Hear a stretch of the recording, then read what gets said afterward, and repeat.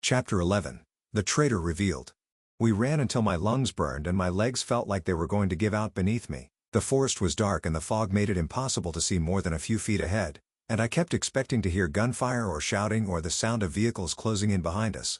Nothing came. Just the sound of our breathing and our footsteps crashing through the underbrush and the distant wail of alarms fading as we put distance between ourselves and the facility. "Stop," Rowan said finally, and he bent over with his hands on his knees and gasped for air. "We need to stop." "We can't stop," I said, but my voice was shaking and I was breathing so hard I could barely get the words out. "We have to. Just for a minute." Calder was already stopped, leaning against a tree with his head tilted back and his eyes closed. He looked exhausted but not panicked, and something about that felt wrong because we'd just barely escaped and he looked like he'd been out for a casual jog. "Are they following us?" I asked. "I don't think so," Rowan said. "I don't hear anything." "That doesn't mean they're not coming." "I know. But we need to catch our breath or we're not going to make it back." I looked around and tried to get my bearings but everything looked the same in the darkness. Just trees and fog and shadows that could have been anything. "Which way?" I asked. "South," Calder said without opening his eyes. "Maybe 2 miles to the old mill. We can regroup there." "How do you know where the mill is?" "I told you. I used to explore out here." "When you were a kid?" "Yes. Before the logging roads were abandoned." He opened his eyes and looked at me and his expression was unreadable. "What are you trying to say, Elijah?" "I'm trying to understand how you know so much about places that shouldn't exist anymore. Maybe I'm just good at navigation. Or maybe you've been here more recently than you're admitting." "Why would I lie about that?" "I don't know. Why would you?" Rowan stepped between us and held up his hands. "Can we not do this right now? We just escaped from a hunter facility and we're standing in the middle of the forest arguing about geography." "He's right," Calder said. "We should move." He pushed off from the tree and started walking south without waiting to see if we'd follow. I looked at Rowan and he looked back at me with an expression that said he didn't know what to think either. "Come on," he said quietly. "We'll figure it out later." We followed Calder through the forest and I kept my distance because I didn't trust him anymore. Didn't trust the way he moved like he knew exactly where he was going even though the fog made it impossible to see landmarks. The old mill was exactly where he said it would be. It was a crumbling structure made of rotting wood and rusted metal, half collapsed and overgrown with vines and moss. The roof had caved in on one side and the windows were all broken and the whole thing looked like it would fall apart if you breathed on it too hard. "This is your safe location?" I asked. "It's shelter," Calder said. "And it's far enough from the facility that they won't think to look here." "How do you know?" "Because it's been abandoned for decades. No one comes out here. Except you." He didn't respond, just walked inside through a doorway that was missing its door. The interior was dark and smelled like mold and decay. Water dripped somewhere in the back and I could hear small animals scurrying away from our footsteps. "This is perfect," Rowan said, and I couldn't tell if he was being sarcastic. "It'll do for tonight," Calder said. "We can figure out our next move in the morning." "Our next move is getting back to the others," I said. "They need to know what we found. They need to know we're alive first." He had a point but I didn't want to admit it because admitting it meant staying here in this rotting building with someone I was increasingly certain had betrayed us. We settled in different corners of the main room and I sat with my back against the wall and tried to calm my breathing because my heart was still racing and my hands were still shaking and I couldn't stop thinking about those files. Subject placed in Grey Ridge Hollow as part of long-term observation protocol. They'd been watching me my entire life, waiting for me to shift, waiting for the perfect moment to capture me. And someone had told them when that moment arrived. I looked across the room at Calder and he was sitting with his knees drawn up and his head resting against the wall behind him. His eyes were closed but I didn't think he was sleeping because his breathing was too controlled, too measured. "How did they know we were coming?" I asked. He opened his eyes. "What? At the facility. How did they know we were there?" "I don't know. Maybe they have better security than we thought. The alarms went off before we triggered anything. Maybe we triggered something we didn't notice. Or maybe someone told them we were coming." The silence that followed was heavy and suffocating. "You think I told them," Calder said, and his voice was flat. "I think someone did. And you think it was me. I think you knew exactly where that facility was. I think you knew exactly how to get there. I think you had a map that conveniently showed us everything we needed to see. The map came from the hunter. Did it? Or did you plant it on him? That's insane." "Is it?" I stood up because I couldn't sit still anymore. Couldn't keep the anger and fear bottled up inside. "You show up out of nowhere claiming you want to help. You know things you shouldn't know. You lead us straight into a trap." "It wasn't a trap." "Then what was it?" "It was reconnaissance. We got the information we needed and we got out. Barely. But we did get out. Because you knew exactly where to go." He stood up too and his jaw was tight and his hands were clenched at his sides. "I'm not the traitor, Elijah." "Then who is?" "I don't know. But it's not me." "Prove it." "How?" "Tell me how you knew about those logging roads." Tell me how you knew where the facility was. Tell me why you have a map that shows hunter positions and access routes. I already told you. You told me lies. Stop, Rowan said, and his voice cut through the tension like a knife. Both of you stop. We both turned to look at him. He was standing now too, and his expression was tired and frustrated and done with all of this. We're not doing this, he said. We're not turning on each other because that's exactly what they want. If there is a traitor, they want us suspicious and divided and too busy fighting each other to see them coming. There is a traitor, I said. Someone told them we were coming maybe, but we don't know who. And accusing each other without proof is just going to make things worse. Then what do you suggest? I suggest we get some rest and figure this out in the morning when we're not exhausted and paranoid. I wanted to argue but I was too tired and too scared and too angry to think clearly. Fine, I said. I sat back down and pulled my knees up to my chest and tried to ignore the way Calder was looking at me like I'd just stabbed him in the back. Maybe I had. Or maybe he'd stabbed me first and I was just now realizing it. I didn't sleep. I sat against the wall and watched Calder and Rowan and listened to the sounds of the forest outside and tried to figure out what I was missing. The pieces were there but I couldn't make them fit together in a way that made sense. Calder knew too much. He'd appeared at exactly the right time. He'd led us exactly where we needed to go. And the hunters had been waiting. But if he was working with them, why had he helped us escape? Why had he run with us instead of staying behind to collect his reward? Unless the escape was part of the plan. Unless they wanted us to get away so they could follow us back to the others. My stomach twisted and I felt sick because if that was true then we just led the hunters straight to Lysandra and Atticus and everyone else who'd been trying to keep me safe. I looked at Calder again and he was still sitting with his eyes closed and his breathing steady. And I couldn't tell if he was asleep or just pretending. Rowan, I whispered. He stirred and opened his eyes. What? We need to go back. Now. It's the middle of the night. I don't care. If they followed us, the others are in danger. He sat up and rubbed his face. You really think they followed us? I think it's possible. Then we should wait until morning when we can see where we're going. We might not have until morning. He was quiet for a moment, then nodded. Okay, let's go. We stood up as quietly as we could and I kept my eyes on Calder because I expected him to wake up and ask where we were going, expected him to try to stop us or insist on coming with us. He didn't move. We made it to the doorway before I heard his voice. You're making a mistake, he said. I turned around and he was sitting up now, looking at us with an expression I couldn't read. What mistake? I asked. Going back without a plan.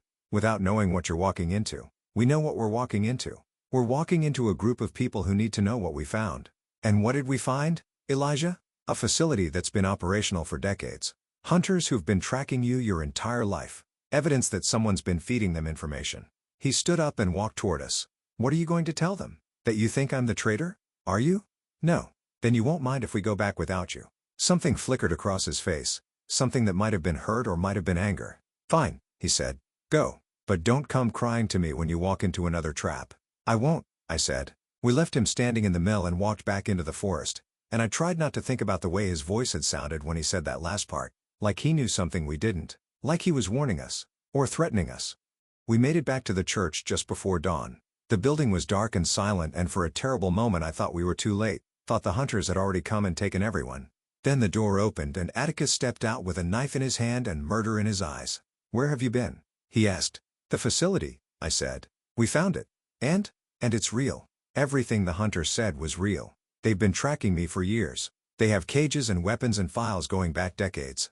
His expression didn't change. Where's Calder? At the old mill. We left him there. Why? Because I don't trust him. Atticus looked at Rowan. Do you trust him? I don't know, Rowan said. Something feels off but I can't prove anything. Then we need to figure it out. Atticus stepped aside and gestured for us to come in. Everyone's inside. Tell them what you found. We went inside and I saw Lysandra and Torin and Naira all sitting around the altar looking exhausted and worried. Seraphine was there too, standing near the back with her arms crossed and her expression unreadable. You're alive, Lysandra said, and she sounded relieved. Barely, I said. I told them everything. The facility, the cages, the weapons, the files with my name on them. The way the alarms had gone off before we'd triggered anything. The way Calder had known exactly where to go. When I finished, no one spoke for a long moment. You think Calder's the traitor? Atticus said finally. I think it's possible. Based on what? The fact that he knows the area? Based on the fact that he knows things he shouldn't know. Based on the fact that he showed up at exactly the right time with exactly the right information. Based on the fact that every time we follow his lead, we end up in danger. That could be coincidence. Or it could be a pattern. Lysandra stood up and walked to the window. If he is working with the hunters, why would he help you escape? Maybe the escape was part of the plan. Maybe they wanted us to lead them back here. Then where are they? She looked out at the forest. If they followed you, they should be here by now. She had a point and I didn't have an answer for it. I don't know, I said. But something's wrong. I can feel it. Feelings aren't evidence, Atticus said. No, but they're all I have right now. He studied me for a long moment, then nodded. Okay. We'll watch him. If he is the traitor, he'll slip up eventually. And if he doesn't, then maybe you're wrong. I wanted to argue but I was too tired and too frustrated and too scared to keep fighting. I'm going to get some air, I said. I walked outside before anyone could stop me and stood in the clearing behind the church and tried to calm my breathing because my chest felt tight and my hands were shaking and I couldn't stop thinking about those files. Subject placed in Grey Ridge Hollow as part of long-term observation protocol. They'd been watching me my entire life. And someone had been helping them. 3 days passed and nothing happened.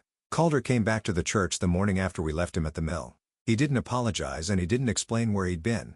Just walked in like nothing had happened and sat down in his usual corner. I watched him constantly. I watched the way he moved, the way he spoke, the way he interacted with the others.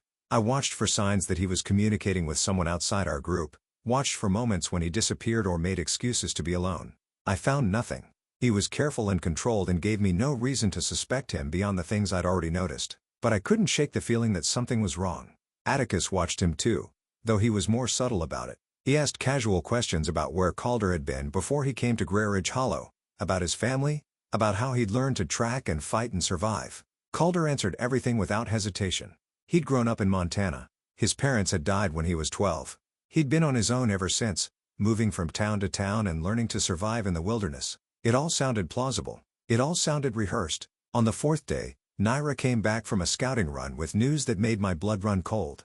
Hunters, she said. Maybe a dozen of them. Moving through the forest about 3 miles north. How close are they to finding us? Lysandra asked. Close enough. They're searching in a grid pattern, moving south. They'll be here by tomorrow if they keep their current pace. Then we need to move, Atticus said. Where? Torin asked. Every safe location we have is compromised or too far to reach before they catch up. Then we make a stand. Against a dozen hunters? We'll be slaughtered. Not if we're smart about it. They started arguing about tactics and positions and I stopped listening because I was watching Calder. He was sitting near the window with his arms crossed and his expression neutral. But something about the way he was holding himself felt wrong. Like he was waiting for something. Like he already knew what was going to happen. Calder, I said. And everyone stopped talking. He looked at me. What? You're being quiet. I'm listening. You always have an opinion. Why not now? Because I don't think it matters what we do. They're going to find us either way. Why do you say that? Because they've been tracking us this whole time. Because they know where we are and where we're going and what we're planning. He stood up and walked toward me. Because someone's been telling them. And you think that someone is me, I said. I think that someone is one of us. And until we figure out who, we're all in danger. The room went silent. He's right, Atticus said quietly. Someone's been feeding them information. The question is who? And how do we find out? Lysandra asked. We watch. We wait. We see who makes a mistake. The mistake came that night. I couldn't sleep so I went outside and sat on the steps of the church and stared at the forest and tried to figure out what I was missing. The pieces were there but I couldn't make them fit. Calder knew too much. The hunters always seemed to know where we were. The alarms at the facility had gone off before we'd triggered them. Someone was feeding them information. But who? I was so lost in thought that I almost didn't hear it. A sound, faint and distant, like static or white noise. I stood up and walked toward it, moving slowly and carefully because I didn't want to alert whoever was making it. The sound got louder as I moved deeper into the forest. Not static voices. I crouched behind a tree and listened. Confirmed location. North Ridge, Old Church. Approximately 8 targets including primary acquisition. My heart stopped. The voice was coming from maybe 50 feet ahead, somewhere in the darkness beyond the trees. I moved closer, staying low and keeping to the shadows. Extraction team ready? The voice asked. A pause. Confirmed. 0400 hours. Same protocol as before. Another pause. Understood. We'll maintain position until extraction. I crept forward until I could see the clearing. A man stood in the center with his back to me, holding something that looked like a radio. He was tall and broad-shouldered and wearing dark clothing that blended into the shadows. He lowered the radio and I saw his face in profile. Tall Calder. My stomach dropped and my hands started shaking and I couldn't breathe because I'd been right. I'd been right the whole time and no one had believed me. I know this seems extreme, Calder said into the radio, and his voice was calm and measured. But you have to understand what we're dealing with. Dragons aren't just dangerous. They're catastrophic. The last time one reached full maturity, it triggered a war that killed thousands. A voice crackled through the radio. too distorted for me to make out the words. I know the history, Calder said. I know what happened in 1847. I know what happened in 1923. I know what happens every time a dragon is allowed to grow unchecked. He paused. This isn't about hunting. This is about prevention. This is about stopping another disaster before it starts. The voice said something else. He doesn't understand yet. He's young and scared and he thinks he can control it. But he can't. No one can. The power is too great. The instinct's too strong.